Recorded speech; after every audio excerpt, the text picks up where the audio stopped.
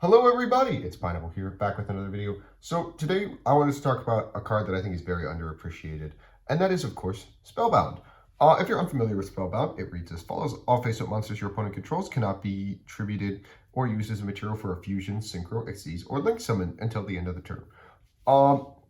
If this card seems like it's similar to another card, that is because it feels very similar to Dimensional Barrier.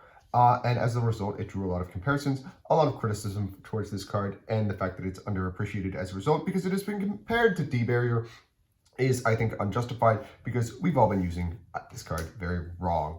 My opinion on Spellbound is that it is not copies 4, 5, 6, and of Dimensional Barrier. It is its own independent entity used for completely different things.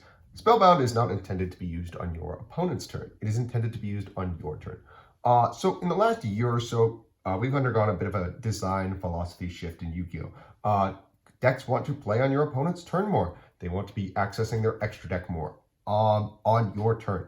They want to be doing things like Goaty does, making Deep Beyond. They want to be using their own resources to rank up and react accordingly on your turn.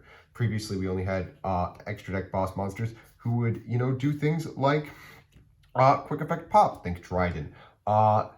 Examples like Barone, like to negate. The extent of which you could use like a card effects on your opponent's turn was mostly limited to quick effect, like single effect interruptions that don't have like longer, broader applications other than, negate and destroy.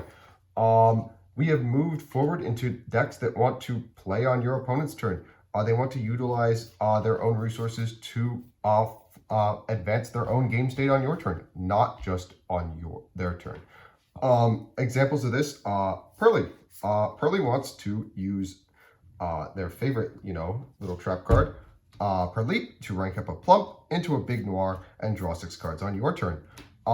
Spellbound says, no, you're not going to rank up your plump because I'm going to chain Spellbound and I'm going to negate the ability to use plump as an xyz material.